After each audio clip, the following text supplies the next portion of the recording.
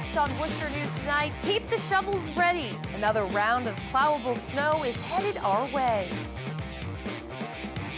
Plus, new technology at St. Vincent Hospital is creating more comfort for patients and more efficiency for staff.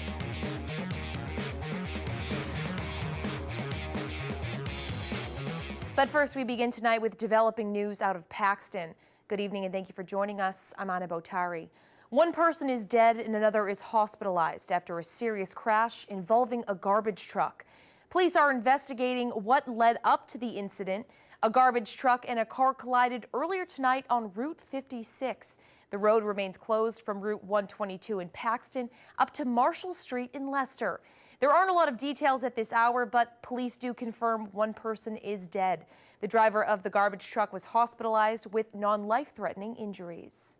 Switching gears now, central Massachusetts is expected to see several inches of snow Wednesday, starting in the early morning. According to the National Weather Service, a winter storm warning will go into effect at 1 a.m. Our Cam Jandro spoke with a local snow removal business getting ready for the big storm. Good evening, Anna. I'm standing in front of one of the city's massive sand piles here at the Department of Public Works, and they're going to need it because the city is expected to get hit with the second snowstorm of 2018. Now, while some see the snow as nothing but a burden, there are a few people who are excited for this storm. More snow is on the way, adding to what has already been a busy winter. Tuesday, plow drivers like Nick DeLitto are gearing up. We love it. Everybody, every employee we have is excited. I'm excited. A lot goes into it, a lot of prep. DeLitto owns Jam Landscaping in West Boylston. He's preparing for what should be a long couple of days. We'll call all our crew guys in probably around 2:30, 3 o'clock, and we'll stay until the end of the storm, and then they'll stay out for a refreeze in the morning. So I may get some sleep, I would say, Thursday night. The city was blanketed with nearly 17 inches of snow less than 2 weeks ago. George Russell chairs the City Council's Public Works Committee. He says preparation is key, especially when considering Worcester's unique geography. Most of the neighborhoods end with the word hill, so it's no secret that those areas are tight to begin with, never mind when there's a large amount of snow. In recent years, the city has been criticized for its response to winter storms, but Russell says he saw improvement in snow removal efforts during the first major storm of 2018. I only had actually one complaint out of the whole for a 16-inch plus snowstorm.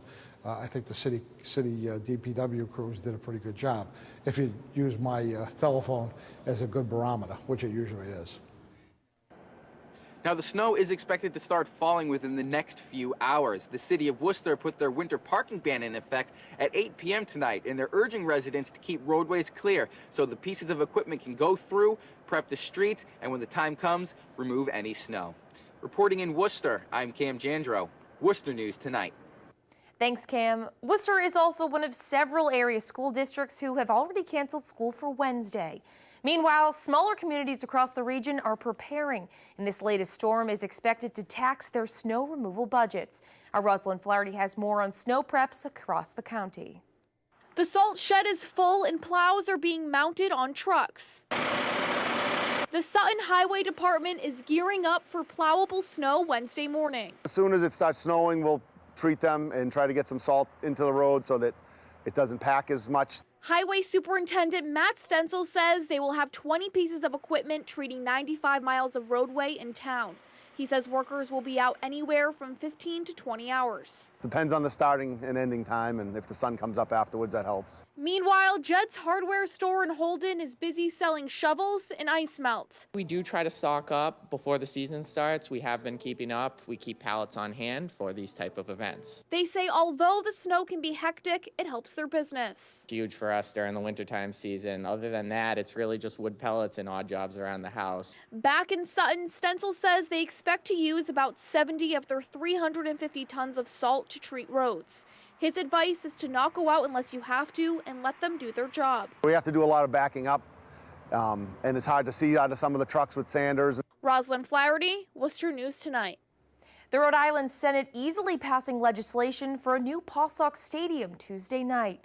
The Senate voted to support the deal for a new $83 million ballpark in Pawtucket.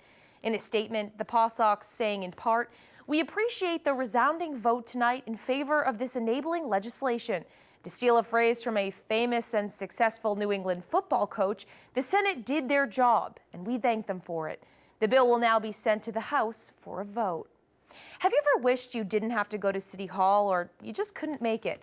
One city councilor is offering a unique solution. Councilor at Large Gary Rosen requested the city manager to consider the idea of City Hall to Go. The program allows a van or truck to drive throughout the city, delivering municipal services to residents, such as permits or bills. Rosen says the program would aid those who can't make it downtown. This van, this bus, this truck, wherever it is, they'd follow the schedule and they say, gee, I can go to this neighborhood, which is right around the corner, and I can pay my parking tickets. I can learn about how do I get a permit to remodel my bathroom. I think I want to register to vote. How do I do that? It's just convenient, and it's informational. Rosen says Boston is the closest city with a similar program. A new MRI machine at St. Vincent Hospital promises more comfort for patients and be more efficient for staff. The new machine allows for head or feet first MRI exams designed to help those who experience anxiety feel more at ease. It's featured a memory foam table with a wider diameter than the previous model, soft lighting, and a soothing fan. Aside from the physical upgrades, the MRI divisional director says the imaging process will improve.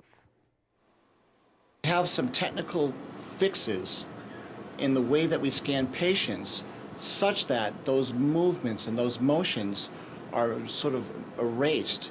And because of that, our ability to interpret the images is increased significantly. The new addition of the MRI machine to the hospital's radiology suite expands access to diagnostic imaging, supporting a range of clinical applications, including neurology, breast imaging, and oncology. The Abby Kelly Foster School's Athletic Booster Club is looking to make a positive impact in developing countries through a fundraiser. For the past 2 weeks, students have been collecting shoes to, in turn, give to Funds to Orgs out of Florida. The organization distributes the shoes to 15 to 20 developing countries throughout the world, where individuals are trained to open and run their own businesses. Don't have access to public transportation can then buy the shoes at a reasonable price. Not only is it helping the Abby Kelly athletes, but it's also helping people in other countries. The school will receive 40 cents per pound for each of the bags of shoes. The fundraiser will run through the end of March. Donation bins are located at the school, as well as TD Bank locations throughout Worcester and Auburn.